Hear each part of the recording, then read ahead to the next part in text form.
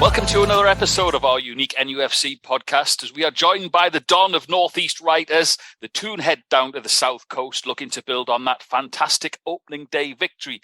It's another warm welcome to Black and White with Arab News. In the box, and Niakhaté with a toe on the ball to divert it away. I mean, Almiron had 2 or 3 openings there where he could have had the shot himself. On his left, Fabian Schär's had a go!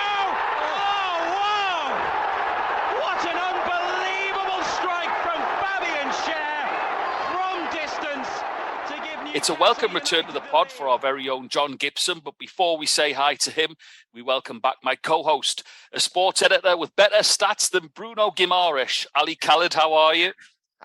Very well, thanks. I'm running out of these, these superlatives. I know. I have to come up with them every week now. How are you? I'm very well, thank you. Good. Listen, before we say hi to John, I'm desperate to catch up with him as well, to see Gibbo. A great opening day, Ali, at St James's Park for us. Yeah, it was fantastic. I think we spoke last week, and we were saying how there was like a mood of positivity. It carried over from last season. I think the summer preparation was great. I know people are eager for more signings, but we could say Eddie Howe knows what he's doing, and I thought couldn't have gone any better. It was the fans were on good form. The team was on good form. Kept a clean sheet. Great goal by Fabian Schär.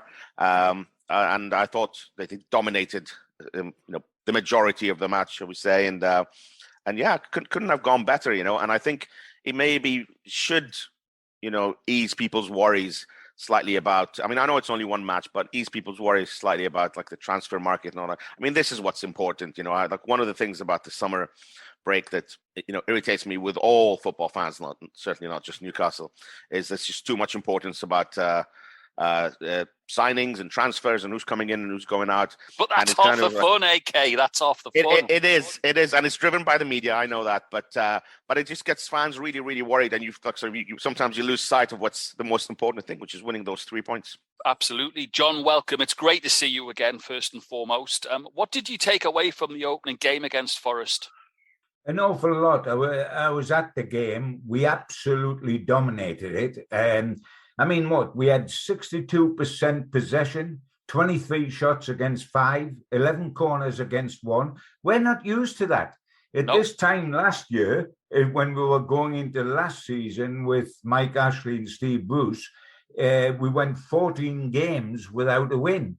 We're not used to, not only did we win, but we dominated the match, and that is very unusual, and that is a significant step forward as to where we are, because when we dawned into 2022, we still had the hangover of the Ashley period. Yes, we had new owners, we had a new coach in Eddie Howe, but the results hadn't turned at that stage, the beginning of this calendar year. Now, the strides made in this time have been quite phenomenal. It's hard to realize that things have happened so quickly, and it's terrific. And we dominated the game. Now, yes, if you want to be cynical, you can say Forest were newly promoted, 23 years out the Premier League. They played like a bunch of strangers, just being introduced to each other, as they were. There was 12 new signings within the club, so that really they hadn't gelled, but we had them on the back foot the whole of the way. And if there was a slight criticism, and there always is, because how often do you get perfection? Apart from the fact we're Geordies, so we're used to complaining, how often do you actually get perfection? And our dominance could have been turned into a 4-0, or so, because it was a 4-0. We just got a 2-0, but the display was a 4-0. And, we were getting up to the hour mark, and it was still 0-0. And the only concern was how we're going to get the goal. We're making so much chances. We almost had the ball too much.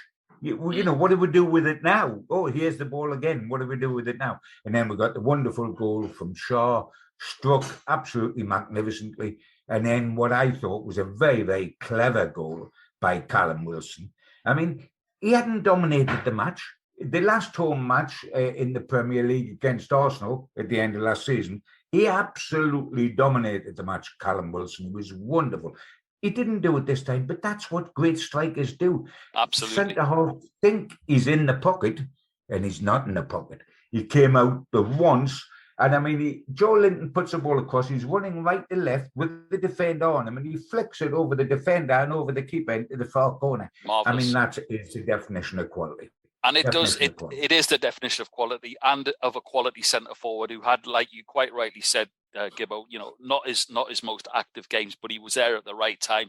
Ali, congratulations to you and Stevie Watson. Watto was on last week. He got the score right, but you also called something we're going to touch on later. The goals that they came from. So well done. But all the usual suspects in that first game were there, rising to the top again, Ali. Joe Linton, again, was his now customary excellent busy self. And Bruno's stats, I mean, wow. All round, as John said, it might have only been Forest, but I just wanted to add to that. It's always a danger playing a newly promoted team on the opening day of the season. So, you had that to contend with, but it was the usual suspect who got them home. Absolutely. Look, I mean, John, I think, summed it up perfectly. I know it's a bit of a cliche, but you can only beat what's put in front of you anyway. But, these games can can be tough. Look at Liverpool against Fulham. I mean, okay, it was at Fulham, but they struggled, against the promoted team. And then last year, we remember what Brentford did to Arsenal on the opening day of the season. So you never know. You come in cold into like the first match of the season, it could go wrong. And in that sense, they couldn't have done more. They really couldn't have done more. Bruno was fantastic. Joe Linton, as you mentioned, I think everyone played their part. But Bruno, I think the great thing here is, and again, this is something John just mentioned now, and it's like, I mean, this is the first preseason that he's had with the players, Eddie Howe, and now these players are far more into far more knowledgeable of the system, far more in tune with what he wants and all that. And Bruno had already been excellent last year, and I think, as you say, his stats, he dominates games, he kind of runs the show. And I think, we're going to get to see more and more of him. I think, he was one of those who, once he got his chance, really hit the ground running. And it seems like more of the same. And what a great partnership those two have at the moment. Very exciting. John, listen, it's true to say that I read your article, and I literally wait for them to come out weekly, but I loved the article just saying that everything was rosy, but, there was the slight murmurings. But I wanted to say there is the slight murmurings of Newcastle fans. You're always going to get that, as you say, that us Geordies, we're never happy. Oh, when's he going to sign so-and-so? Well, we can't get this. But I'm looking at this and I'm removing myself from Tyneside, and I'm putting my football head on. And I wanted to say to you, John, is it true to say that it's an inflated transfer market for all teams, and there seems to be a lack of proven strikers available in this window? Yeah, I think that is absolutely true. Newcastle have been very clever in the transfer market, the new owners, and I think they've done that from day one. They were very, very clever in the transfer market in January, and when the signings lifted us totally from being certainties for relegation. No side has ever survived that hasn't won a single game in the first 14 of the season. No one ever in the history of football in this country. We did. And we didn't just survive, we survived comfortably because of the results we got. And that was wonderful signings in January that were great value for money. You look at Byrne, value for money. You look at Trippier, target on loan as he was, and Bruno has been absolutely phenomenal. And the wonderful thing, as Ali was saying about Bruno, the wonderful thing I like about him is he can do anything. Whatever he wants to do, he can do. I mean, he came to us as a supposed defensive midfield player, but when we had Shelby sitting there last season when he first arrived, and we could therefore push him on with Joe Linton, he scored 6 goals?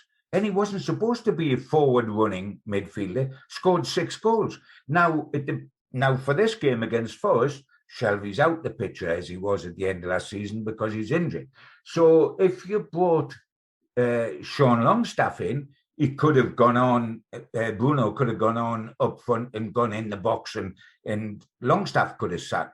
But when you bring Joe Willock in, he can only play the one way. He's got to attack the box because that's his game. So Bruno just sat and dictated the play from a deeper position. And the wonderful thing about him, is like all great players. They look as if they've got so much time on the ball. They haven't.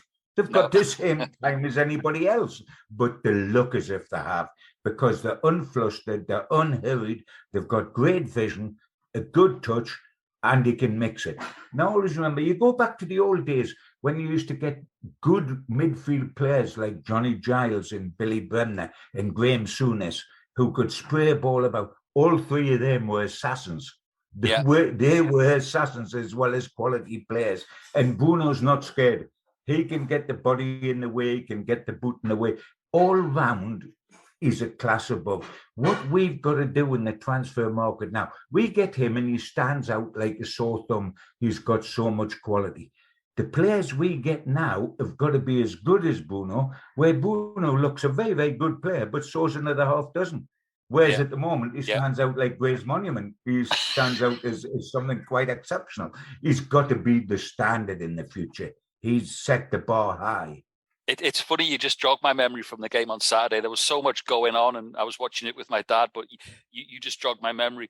And I wanted to say that with Bruno, you would possibly look in the Premier League and you would have two players to do what Bruno did: a defensive midfielder who looked solid and someone who could attack. With Bruno, as you've just said, John, we've got the full package, and we need to support him. So, Ali, another day, another 25 names linked with the Black and Whites. From what we understand, it's right side and central attack, from what we're led to believe. But do you think, Ali, with the injury to John Joe, that's going to propel the need, as we were just saying, maybe for a bit more creativity to support Bruno? Yes, I mean, I think that's it's a very specific problem. I think having Shelby out, that needs to be addressed. I mean, we spoke last week, and you and I have been chatting about it, and again, I'm not a fan of signing players, for the sake of signing players, because the fans demand it and all that. And, regardless of what any of us think, I think Eddie Howe and the owners know exactly what they want, so they're not going to be hurried. And I know it's easier for me to say as a non-Newcastle fan, to say, fans should be. We're working on that. Yeah. So, that fans should trust them and all that. But honestly, I mean, things are going well, and I don't see the need to panic by. Yes, you mentioned before, like there's the Newcastle tax. It's an inflated market, but it is for everyone. Look at all the problems that Chelsea and Manchester United are having. So I wouldn't want Newcastle fans to start. And I've said this time and again, start thinking that there's people are out to get them and all that. I'm sure there is no question that Newcastle have become part of those clubs that. Other clubs ask a lot more of, but that already existed, and I think Shelby, because of the injury, has to be replaced, and he, as someone who's very, very important. I'm earlier in the week, Howe was talking about how he really enjoys, Shelby, like his ability to pin the balls from anywhere in the pitch, quarterback, and I think. Maddison would be a great signing. Again, it'll cost a lot of money, but I think at least you can see with this one that this is a very sort of specific type of player that Howe would want. As for up front, again, we said this last week, keeping Callum Wilson fit is probably more important than signing anyone else. But I do appreciate that. There needs to be strengthening up front. And listen, I mean, I kind of understand what the fans, are calling for. But I keep saying, there's no need to panic, I think. John, we've got to say this because it involves your good friends and colleagues from Fleet Street. Is it fair to say that they're a little bit disappointed that Newcastle haven't given them the headlines that they wanted, going out and landing 60, 70, 80 million? They've actually been sensible, and it's wrecking a lot of headlines, isn't it? Oh, there's absolutely no question. The national press, who are not situated up here, I don't mean the local national press, but the national press, and the you look at Paul Merson, you look at a string of big name pundits, if you like. I mean, to have a go at this for going to splash. When we were said to be the richest club in the world, it was going to be, you're going to try to buy yourself out of trouble. What an absolute disgrace. Now we're an absolute disgrace because we're not buying ourselves out of trouble. So it doesn't matter what we do, we're going to upset the people that are out there. I mean, we got murdered for getting rid of Steve Bruce. Now we're geniuses because Eddie Howe's done so well. And there's going to be criticism. We don't care monkeys. Us Geordies, don't they? They can get on being upset about us lot. We have had 14 years of hurt and we now haven't got that. So we've got a big smile on our face and we'll make the most of it. The interesting thing that Ali was saying, and he's absolutely right about this midfield situation, which has changed significantly. And I do like Maddison, I've got to be truthful. As a player, he is a barrel load of money. But as a player, he's the combination you were talking about before, Pete, which is the guy that can score goals and make them. 18 goals in all competitions last season and 15 assists. He's a midfielder, for goodness sake. We would settle for a centre forward with 18 goals, never mind a midfielder with him. And normally, as you very cleverly said over Bruno, and it's correct, that's normally two players. Somebody to score 18 goals and somebody with 15 assists. There's two players. If you get them in one, it's unique. Just a passing thought in the transfer market, if we don't get our midfielder, maybe because I think we won't get the three. We won't get a right winger, a midfield player, and a centre forward in this window because it's three major signings. We might just, if we use the loan system, we're certainly not going to buy three because fair play won't allow us to do that, financial play. But the interesting thing is the little kid that's lying in the background that might shock everybody is Elliot Anderson. I know his granddad was Jeff Allen, who played when we won the European Fairs Cup. That's his granddad. It's Jeff's daughter's lad. Now, I've watched him since being a kid, and I've watched him because of my friendship with Jeff. This is a proper kid. This kid has got a great chance. He would play as the attacker, which would mean Bruno would sit. He would play in the Willock sort of situation. He went away last season, Bristol Rovers, and was sensational. He shouldn't have played in League Two. He was then better than League Two. Mind, I don't think Joey Barton, our old mate, did us any favours when he called him a Geordie Maradona. Can you imagine putting that on anyone's shoulders when you're a teenager? For goodness sake, he'll take that to his grave. But he is, and he's come back a man, you know. He's filled out, and he was a boy when he went away a year ago, and he's a man now, and he's filled out, and he's stronger, and he's much more confident. And he has said to Eddie, I don't want to go out on loan. Before the injury to Shelby, I don't want to go out on loan. I want to stay here and fight for my place. Well, now, and they will allow him to do that because we now have, 9 subs and 5 can get on instead of 3. So you'll get game time that way. But this little lad's got a great chance. He's not a little lad anymore, but he's still only a teenager. So don't rule out. Watch for that name occasionally keep coming up. Elliot Anderson. He could solve 1 or 2 problems for us this coming season. AK? Yeah, Pete, I just wanted to add one point about, you mentioned with Bruno and Maddison, should he arrive, the fact that they create a lot of opportunities, they assist, and they get you the goals as well. I mean, one point that she said before that great run took Newcastle out of trouble is that, yes, as John mentioned, like for Bruno is better than the rest, and yes, some of them need to be, there needs to be upgrades there, but also you should expect more from the existing players as well. I think, we really should expect more from, again, like tangible, like assists and goals from the front line, from Almiron, from St. Maximin, yes, they've started the season well, and they score the odd great goal and all that, but you're not going to change the whole team. Some players are going to stay there, and those goals need to be spread across the team. There needs to be assists from elsewhere. Callum Wilson hasn't let anyone down. He's been brilliant. But like the others, some of the players that existed, and even up to a point, John Shelby as well. You can expect more from them as well. So it's not always about signings and all that. Like Maddison would come and bring some great stats with him. And you would hope he will carry that on. Bruno, we know what he does. But yeah, I just think that what you have there should contribute more as well. I'm going to stay with you, Ali. That's a terrific point. Yeah, terrific point Ali's made, and I'm all for that. The 2 wide players that play either side of Callum Wilson up front, Almiron and St. Maximin, we need more end product for them. Yes, we're being demanding, But if you're a club like Newcastle that were on the brink of going down, you stayed up comfortably, you want to knock on again, and because of your new owners, you're going to eventually be having a go at Europe and, yes, the Champions League from fourth at some stage in the future. Not now, but in the future.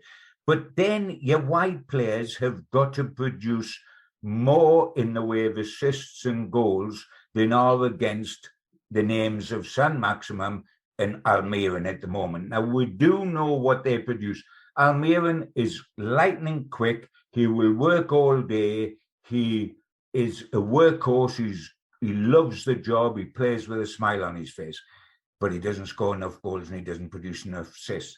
Sam Maximum has got the potential to be anything he wants. Potential. But you can't live on potential all your life. He's got to turn that. He wants to be a top player. He's talked eventually being the Ballon d'Or. Well, he's got to get in the French side before he's going to win the Ballon d'Or. And to get in the French side, he's got to improve his assists and his goals. He's quite capable of doing that, but he must do it. And Eddie Howe will demand privately from those two guys. And as Ali said, we're not going to change everybody in the team this window. There's no chance of that. You can't do that. And I don't want them to do that, because I watched Nottingham Forest on Saturday and I think they've done it too much. They were like strangers. I'm certain they shook hands with each other in the dressing room and introduced themselves to each other. And they played like that. And yes, something will come and an understanding will come, but it might take a while. But we need more from those two wide players, for example. I thought the midfield on Saturday was absolutely dominant. Bruno, Joe Linton, and Joe Willock, who I thought did well. Yeah, he had a good Joe game. Willock was the surprise. He could have not played. Sean Longstaff could have easily played for him. Shelby would have played if he'd been fit. There's no question about that. But Willock took his opportunity, and we were dominant in that midfield. In the midfield, when we go down to Brighton, is going to be so important who wins the midfield battle, because they're strong there. And I'm certain these three will stay in tandem. I think Willock will stay in the side because of the performance he produced.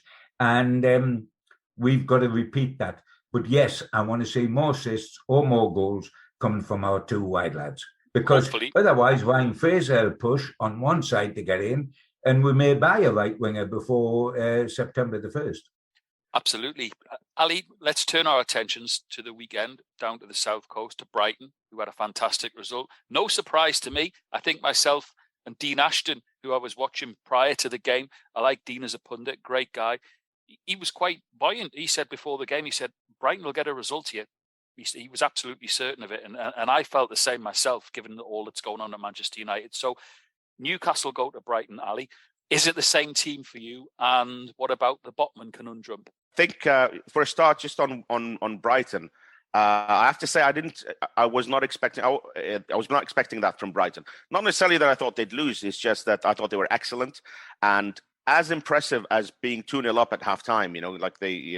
Was that once they conceded in the second half, you would expect sometimes even a Man United team not functioning to very well or to anywhere near capacity. When United tend to get a goal back at Old Trafford, the crowd gets behind them, and they still had like half an hour to go. And I thought the fact that they didn't concede after that, and they saw the game out, was as impressive as the first half.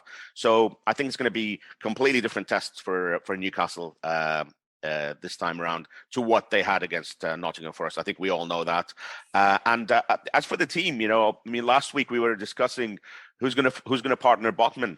Is it going to be Schär? Is it going to be Lascelles? Couldn't have been more wrong, could we? Yeah. I suggested Schär would line up against him. And he was chosen, but Botman stayed on the bench. I don't think there's going to be a change in the team. I think it'll be same as there's no reason to change the team. And also, Eddie has already shown that he's willing to wait. If a team's doing well, obviously the obvious example being Bruno. Remember when fans were calling for him, and he didn't start him straight away. He eased him in. So I don't see any reason to bring him in at the moment. It will be. I'd be surprised if the team is changed. I thought they were excellent. Nobody deserves to be dropped after that performance. John, a different kind of test, as Ali's saying. But just going back to that Botman thing, what I like to read about was Eddie Howe saying that he wants him to study the game. And if that takes a couple of from the bench so he can see the speed, and he's been, who can disagree with him? He's been proven right in the integration of Bruno. No question about that at all. I think as it happened, yes, everyone was talking on Tyneside, as you guys will know, about who partners Botman before the opening day of the season. And it didn't turn out like that. And I wondered about that because he'd done the same with Bruno. And he doesn't do it. If you've come from the Premier League, he puts you straight in because you know the standard, you know the pace, you know the high pressing, you know everything. Pope and goal goes straight in. All the ones we signed in January went straight in. And that included Trippier, who came from Spain, but of course has a total Premier League background with Burnley and then with Spurs, so he knew. Bruno didn't come in, and Botman hasn't come in. I mean, the one thing that's absolutely total certainty, and we know it, is that Botman will get in this side shortly, and then he will not get out of it. The same as Bruno, once he got in, didn't get out of it. So Shaw and Byrne, as a partnership, are on borrowed time. One of them's going to go eventually for Botman, and it's going to be interesting which one it is. It's certainly not going to be this weekend because they thoroughly deserve to stay. Shaw scored the fabulous goal. Byrne, who played well as his partner with a good balance, a right-sided and left-sided player. But Byrne's going back to Brighton. You're not going to drop him after he's played well and he's going back to his old club. He's going to play. There's no question. But Botman's going to get in for one of them. And the thing that interests me, and I'm going to be watching closely now, is which one I think he'll get in for. Will he go in for Byrne, 8'6" bloke for 8'6" bloke, left-sided for left-sided, and you keep Shaw for the balance? Or do you play two left-footers together? And we would have the biggest defence in the Premier League if they do, the two of them together, because they're both skyscrapers.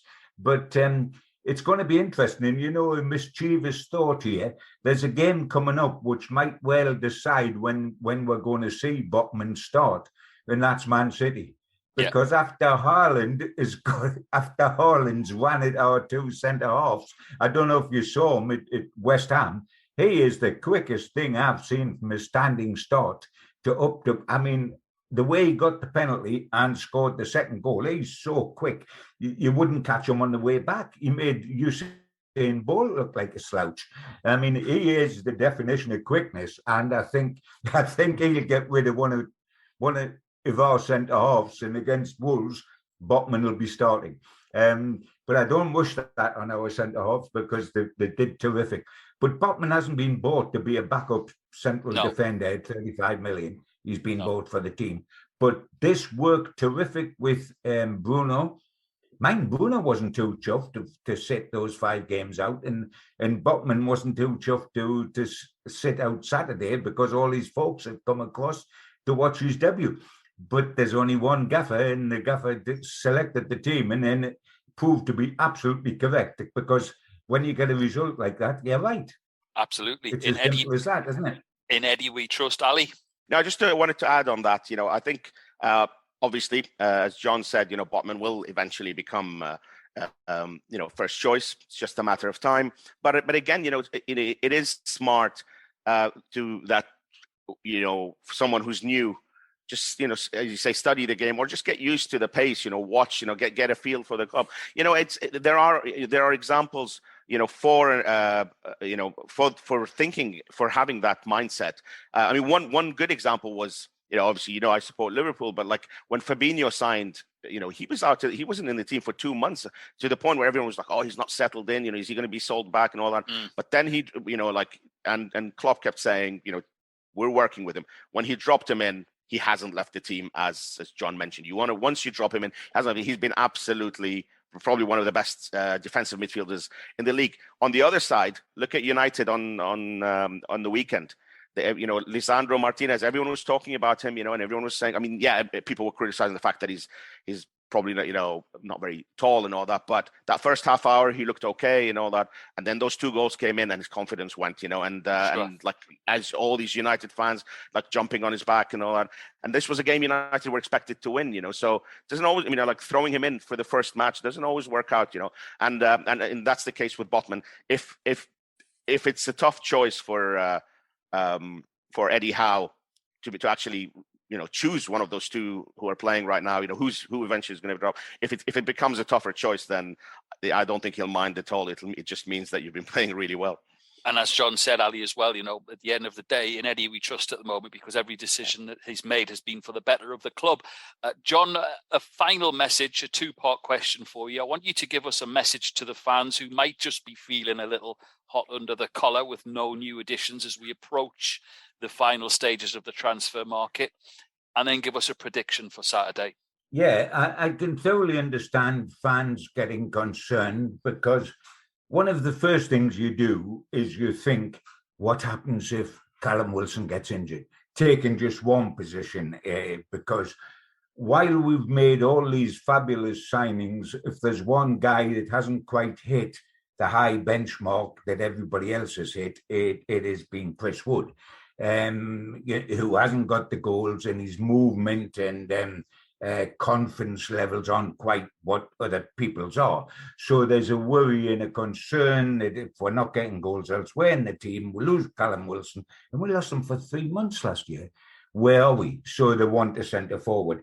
And I can understand that. In the still time, let's get the right man, because what we don't want is another wrong man. And we've been getting right guys.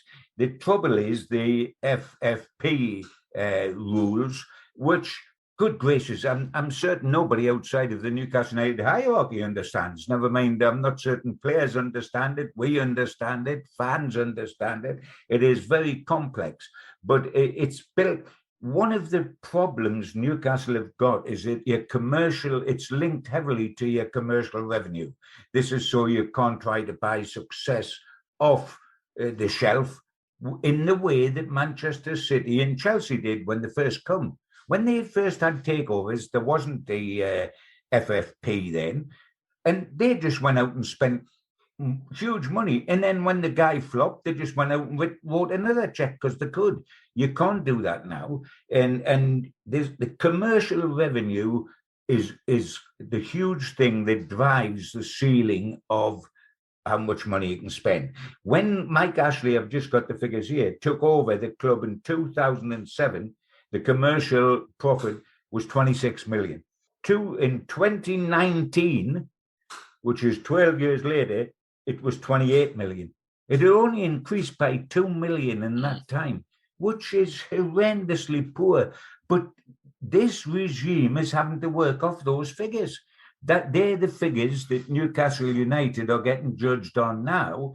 And they were, and when Eddie come out in his press conference and said this financial fair play will affect us for a couple of years, he's right, because it goes in 3-year periods. Now, Newcastle, in theory, could do their brains in between now and September the 1st, but they're spending next year's money in the years afterwards. Absolutely. So if they did that, they've gambled the whole lot away right at the start, and they want to keep some of the powder dry for what we might need in the future, which is why we might well use the loan system. And the centre forward's a difficult thing for us, because Eddie Howe, who, as you've said a couple of times, Pete, the whole of the fans believe it. I've never known Newcastle fans believe in a manager so much since Kevin Keegan come in at the start of The Entertainers, when they 100%. Say, we believe in you and what you do. We might, be open-mouthed about it initially, but we'll accept it because we know you're right. When he sold Andy Cole to Manchester United, the fans' first reaction was, wow, disaster, what's going to happen? Kevin Keegan went on to the top of the stairs at St. James's Park to fans who were mumbling and had gathered down there, and he said, guys, believe in me, trust in me, and I will get you a centre forward that's even better than Andy Cole. And he got his Les Ferdinand, followed by Alan Shearer at a world record price. So it happens. And the trouble we've got with the centre forward now is that Eddie Howe only wants to play one up top, not two, which is what happened in the 70s and 80s. And you had two strikers alongside each other. He wants only one and two wide men. That one's going to be Callum Wilson when he's fit. Now, you know he's not going to be fit at some stage, but he's brilliant when he is. So what you need is a guy that's willing to sit on the bench and come in. Now, you can get that with a 19-year-old, which is what they tried to do with a guy from France. A 19-year-old with huge potential will sit on the bench because with Callum's injuries or giving him a rest at some stage, you'll get 12, 14 games in the season. A kid will sit on the bench, knowing that in 2 years' time or 3 years, he'll take over 100% from Callum Wilson. But if you get a 28-year-old centre forward that scores 20 goals in a season, he ain't going to be sitting on the bench. He's going to want to start in the team. Absolutely. And Eddie wants to stay with Callum Wilson. So you've got a problem there.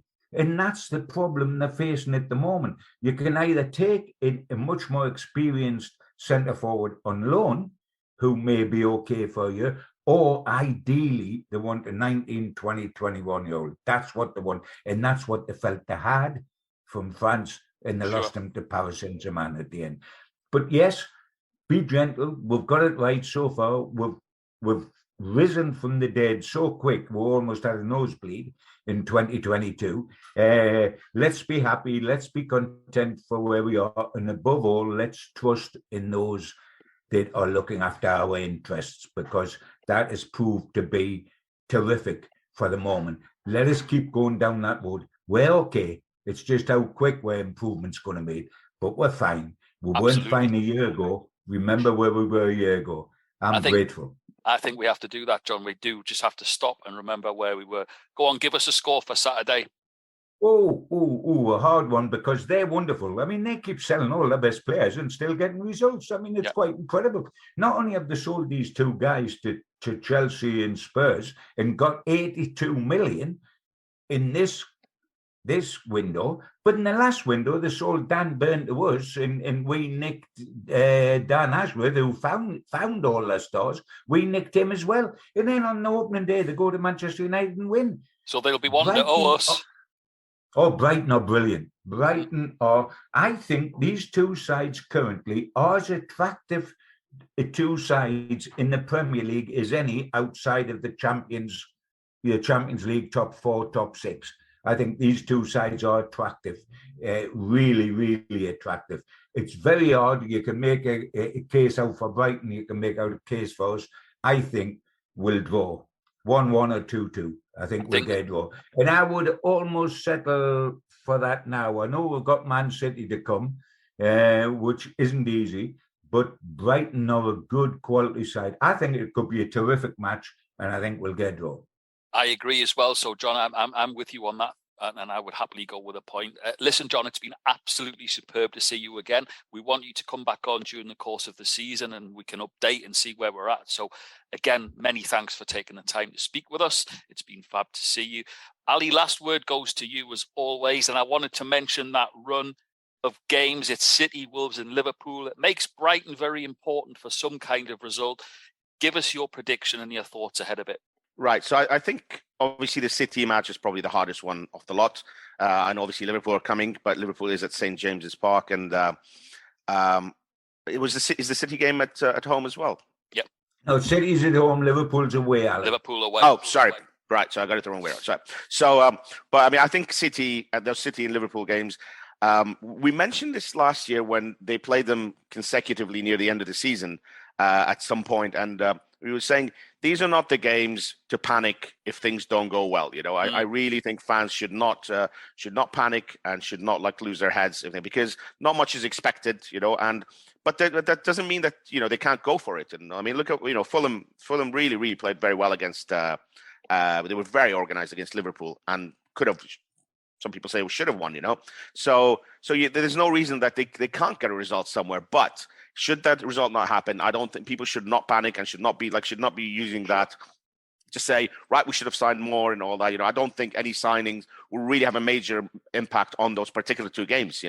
And anyway, and for Eddie Howe, it's good. He'll have he can count, sort of gauge where his team stands compared to the top teams. Wolves, I think, is a very winnable game. I don't, from what I've seen from Wolves, I think that's a winnable game. So look, whatever happens, I think they'll go for it. And anything they get out of those games will be positive. But should the results not come, I don't think it's anything to panic about. And the positive will be that you got rid of the hardest games of the season, nice and early. But you're right. That just does make this coming game against Brighton very, very important. I was going to say 1-1 as well. I was going to sit on the bench, but I'm going to stick my head out. I think in Newcastle we're going to win 2-1. Okay, brilliant stuff. Let me say, John, that Ali's been pretty good on his last 4 or 5 predictions, so let's hope that his comes true. Absolutely. That's the one we want to know. That'll do for me, Ali. Yeah. That'll do for me as well. Listen, that's it for another episode of Black and White with Arab News. We'll catch you again next week. From now and from all of us, how are the lads?